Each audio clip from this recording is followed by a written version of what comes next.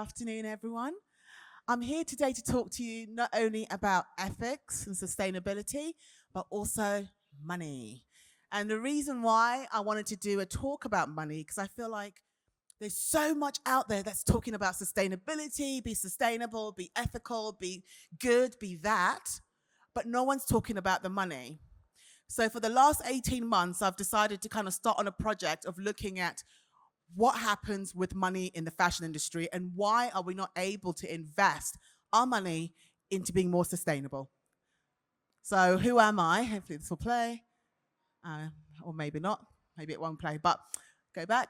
For those who don't know who I am, I'm Muchaneta. That name there is my maiden name, which I decided to change about a year ago to use my married name instead of my maiden name. I work in fashion, and I have done so for 15 plus years. I went from working in publishing to working in PR to working in innovation, and now more recently to work in policy. So when it comes to legislations in general, I think the fashion industry has not got a very good understanding about what's coming. So what I do with Shape Innovate is that I translate policy in a fashion voice and make it easy for the industry to understand what's coming and what they need to do. So just a quick question. I want to start up by asking, how many of you own your own businesses? Anyone? A business owner, an entrepreneur? Nobody? Oh, there's one in the back. I'll put my hand up. I'm a business owner. And moving on to the next question, how many of you have managed to balance profit and ethics? Do you think this is even possible, to be able to make money while still doing good? Well, there's a couple of nods, so I'm happy to see that. The answer to this question is that it is possible. It's a myth that has been spread in the fashion industry that says that a brand can only be sustainable means they don't make any money, that they lose money. The truth of the matter is, it's actually more profitable to be sustainable because of what's coming, whether it's legislation or just the change and evolution of the industry is going to require you to be more ethical. So it makes sense to spend money today so you save money tomorrow. So I just put that in there because I thought it was quite funny that you can be sustainable, like hell yeah, you can. Because I want to really blast that myth. Because when I speak to a lot of businesses, a lot of brands say to me, but we can't afford it. What do you mean we need to be sustainable? How can we be sustainable? And I hear this not just from large brands, but also from SMEs as well. They struggle with this need to be sustainable. So with SMEs, I always encourage them to do a cluster system. Why don't you work together, collaborate with other smaller brands, kind of invest in your future together? That will make it so much easier for you to be more sustainable. And to the bigger brands, I say to them, invest in now, or else you're not going to exist in the next few years. So when you actually think about the maths behind being sustainable, you'll understand that when it comes to balancing being a good brand in terms of environmental, people, profit, that it makes sense that you think about your business as how can I be sustainable going forward? And sustainability is not just one thing. It's not you saying, oh, I'm using the right material, so I'm now sustainable. No, that's just your first step. Being sustainable is also thinking about the people. When I'm talking about the people, I'm thinking about your supply chain, the garment workers. Are they having fair wage? What does their workplace look like?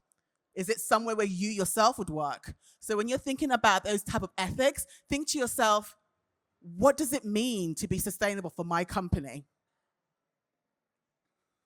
I also think there's a new understanding when it comes to scaling or impact. I had a conversation with somebody once who works in legislation, and she said to me, we want the industry to make an impact. They're so focused on scaling, but none of the stuff they're doing is actually making an impact. And that made a lot of sense to me. You know, we really focus on scaling new innovations, new solutions to help us do better. But at the end of the day, are they making an impact? Most of them, unfortunately, are not. So it's so important that you as a business think about what impact can I make? And if I was to invest in innovation, if I was to put money where my mouth is, what would make a lot of sense for me? Okay, it's being a little slow. There we go. Another thing is that you need to really get to know your customer.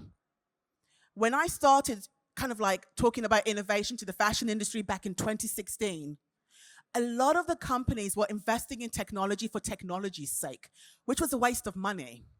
So for companies that are complaining about, we don't have the finance, we cannot be sustainable, we haven't got the money, but they will spend it on VR, AR, technology that makes absolutely no sense.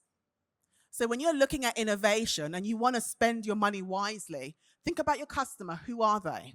Who is your client? Who is your user? Because when you think about your customer, then you're more likely to invest in the correct technology. For example, my mum shops in John Lewis, which is a department store in London. And if they were to start investing in VR technology and AR technology, my mum, who's their customer, has no idea how this technology works. What kind of value would that give to her as a customer? Nothing. So you need to really have your customer at the center of your decision when it comes to technology. Don't look at your competitors and think to yourself, well, my competitor is investing in this technology with a metaverse, so I should do the same thing. No. Think about who you are targeting. Who is your customer? What do they like? And how can you offer them convenience with this innovation? Also think long term. And when you do this and you put that at the center of your decision making, then that will save you money in the long run. Because a lot of brands, especially the big brands, have invested in technology, have had a fling with innovation for sustainability's sake, but none of them actually committed to this technology because they realized that as exciting as it was then, this amazing marketing PR opportunity, it wasn't good for them long term. So I want to kind of give you an idea of how some brands have kind of navigated between profit and ethics. So one of the challenges as well is this need, this feeling of having to choose one or the other. And that's a myth. You don't have to. Like I said earlier, it's all about putting your customer first and understanding what works. And one of the flexible groups for me has been the entrepreneurs. Entrepreneurs are the most flexible people because they are willing not only to adopt, but they're small enough to change as well. So how can you do this successfully?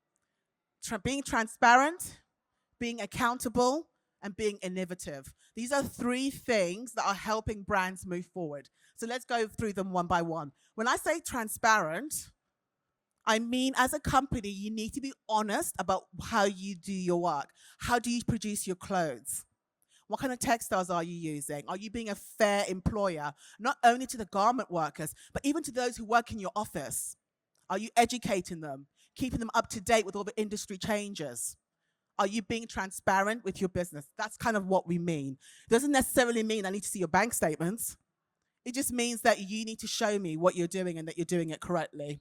Being accountable is also quite good. A lot of brands are really scared of being accountable because they feel like everybody will blame them. There'll be a lot of finger pointing. But actually, a lot of customers respect brands that are accountable. They hold their hands up and they say, listen, you know, we made a mistake. We didn't know. But to rectify it, this is what we're doing.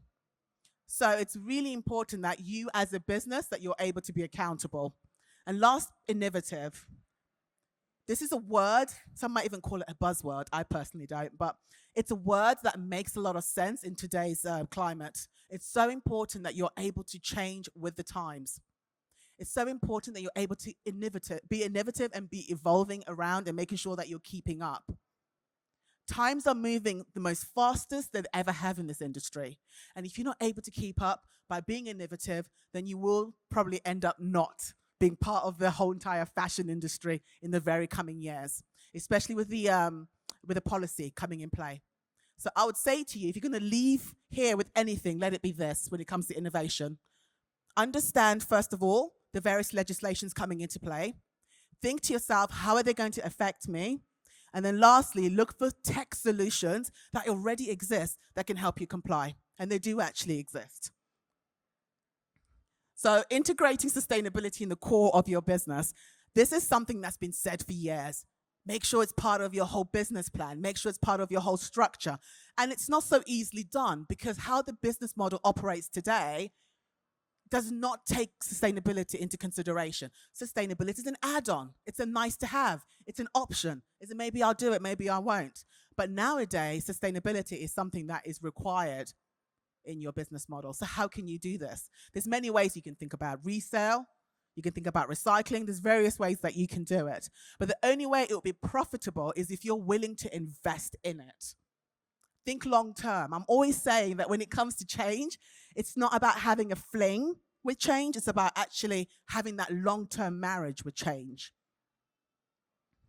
So I kind of put these videos together, and the reason why is because when we're talking about the last slide, I wanted to give you an example of a brand that's doing just that. Because it's one thing me standing here on stage and saying, do this, do that. But I think visually it will help you understand if I was able to show you a case study of a brand that was able to achieve this. So this is Patagonia. Basically what I did, I put there a video of Patagonia and kind of showed you how, as a business, they're able to balance profit and ethics. And in this video, that kind of shows you the whole entire process and how they did it in terms of manufacturing, sourcing, various things. So basically everything I've been saying about how it's really important to invest in sustainability, taking your customer into account, this video was showcasing that, and it was like a 4-minute video. So I thought it was a really good example to show you a case study rather than to just kind of like talk to you about it, but for you to actually witness it yourself. So the next one was about being transparent in your supply chain. I included this in because I felt that it's really important that you understand your supply chain, because there's a legislation coming into play where it's going to require businesses to understand their complete supply chain. This is very difficult because for years and decades even, not even years, the fashion industry had never had to do that. So imagine now having to understand who, which factories, the garment workers, and knowing your entire supply chain is going to be really, really hard. So if you begin now, you're preparing yourself for what's to come, because it is coming. And as one person once described it, that those who don't understand their supply chain when the legislation comes to play, it will be a bloodbath. That's how they described it, because it's so important. So I included this particular slide because I felt like it's really important that you are able to do that. And I actually included a video, no, it's actually a quote. And this quote actually comes from a company called People Tree. Has anyone heard of People Tree? Anyone? I think it's a British brand. And I put this quote in rather than a video because I think it really explains why it's so important to understand your supply chain and how easy it is actually to do it, and how it makes sense. So if something makes sense, why are we not doing it? So he's one of the managing directors of People Tree, which is a sustainable brand in the UK. Fostering long-term relationships with your suppliers. This helps you be a sustainable or do a much more fairer brand. And it will save you money as well, because if you understand and you're working together and you're collaborating, it makes sense that you are able to put yourself in a better position. And also, if you understand the plight of your suppliers, it also puts you in a better decision as well to make decisions for your brand. And I think for that, I actually had a video. And this video was People Tree. And it was showing the lady that's having something put on her face.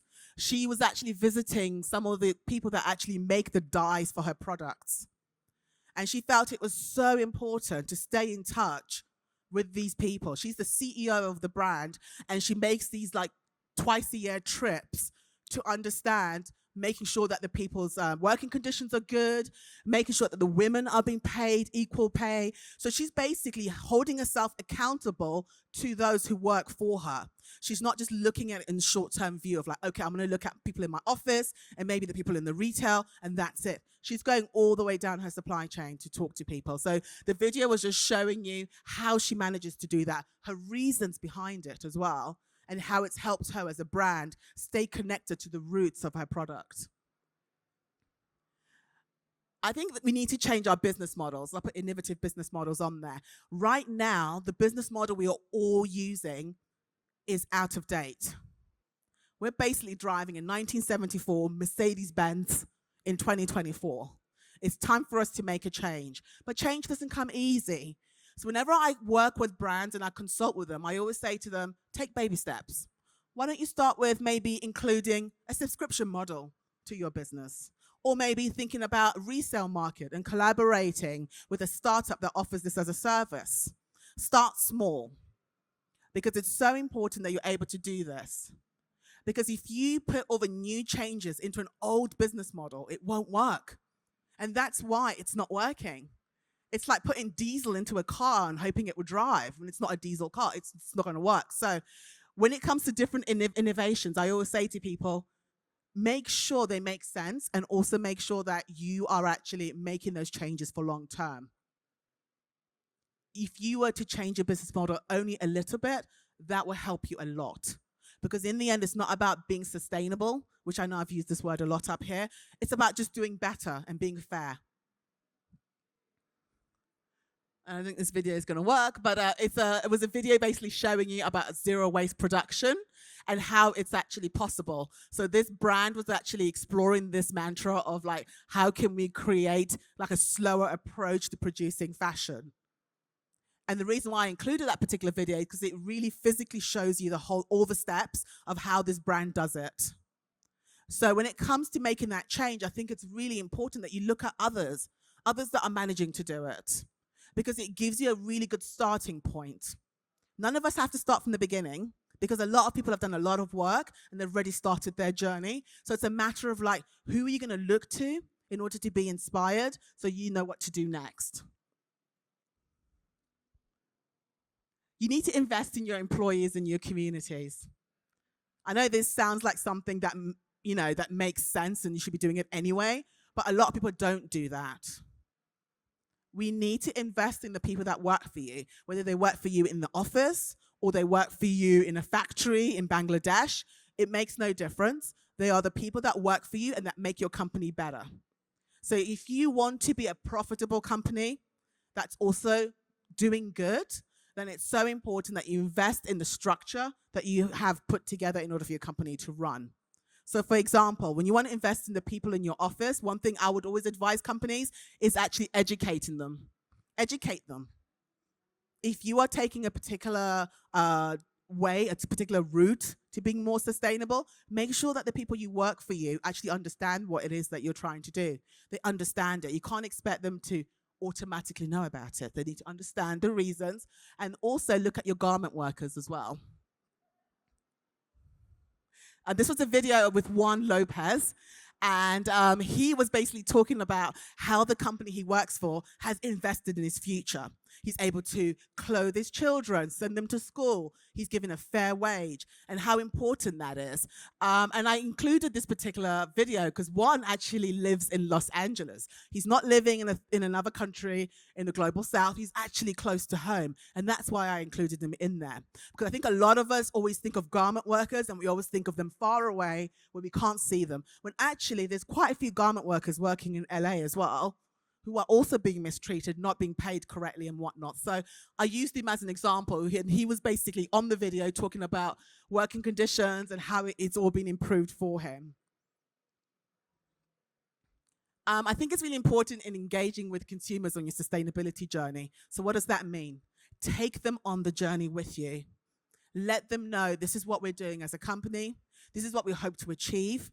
This is what we didn't achieve, because we met these challenges, but this is how we were hoping to change. And this is a lesson that I actually learned from Ghani, who I interviewed Lauren Bartley on stage yesterday.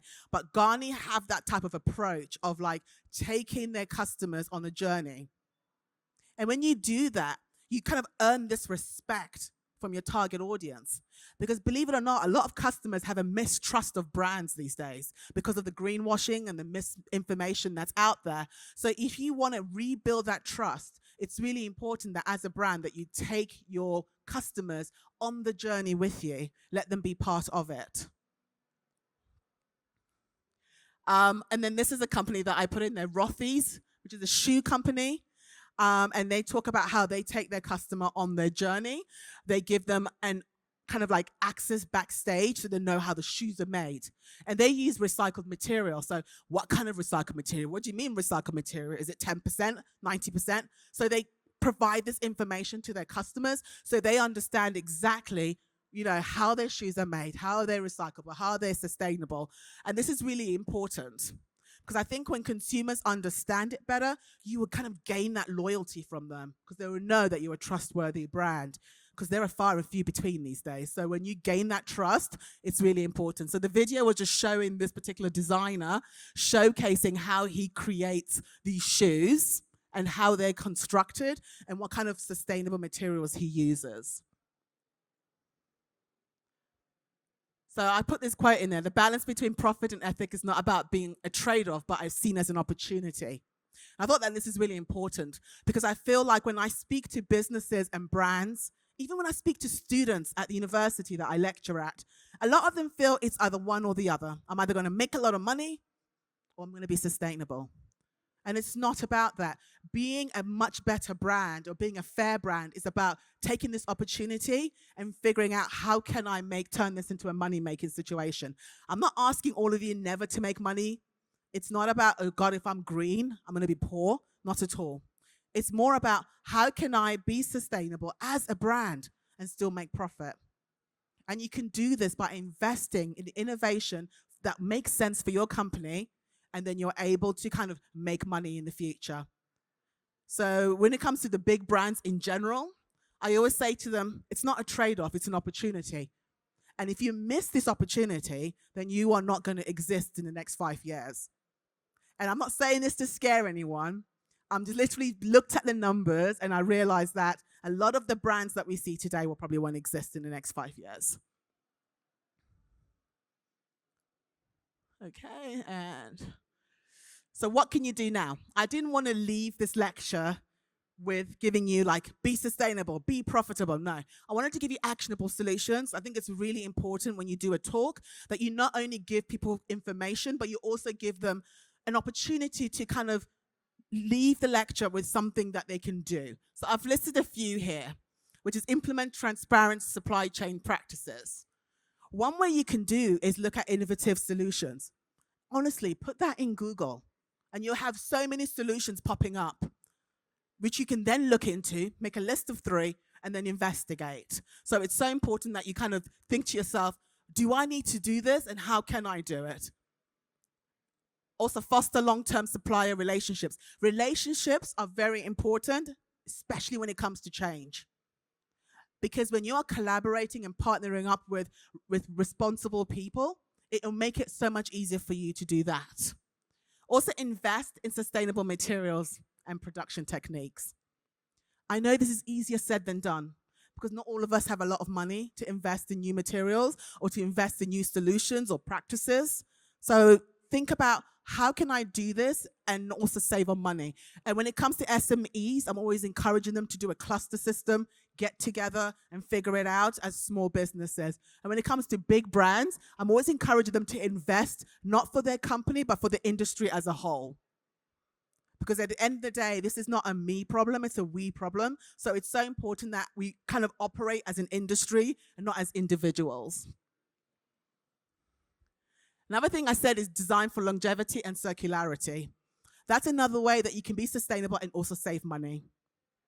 There's a new legislation coming into play that's going to require brands to be responsible for the end of life of their product. So it's so important that if you're going to be designing a product, that you take into account, how long can this product last? Will it last? What can I do with it once it comes to end of life? So when you're designing, take these into account. Think about the high quality of the product. Think about what a consumer can do with it afterwards. Also integrate sustainability into your corporate culture. For those who've worked in corporate, our goal was to make money. When you work for a company, make money. When they tell you what to do, we need to make money. So, we need to kind of change that way of thinking and think about, instead of saying make money, is do better. How can we do better as a company?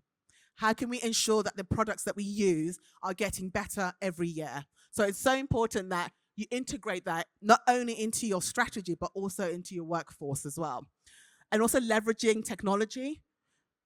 For many people, the idea of technology sounds scary, alien-like why do I need it? I don't need technology. But the thing is, I always say, look at technology like a pencil.